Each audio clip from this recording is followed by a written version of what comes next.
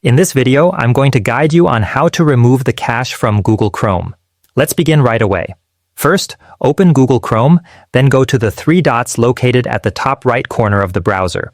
From there, choose Settings. Once you enter the Settings page, look for the section called Privacy and Security. Inside this section, you will find the option Clear Browsing Data. Click on it. Now, you'll notice that the default time range is set to last hour. You can change this setting to all time if you want to completely clear everything. This way, you'll be able to delete all browsing data stored in Chrome.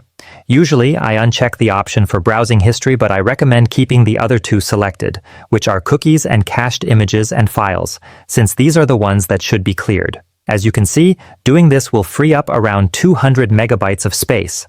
After that, just hit the Clear Data button and the process will be finished. And that's it.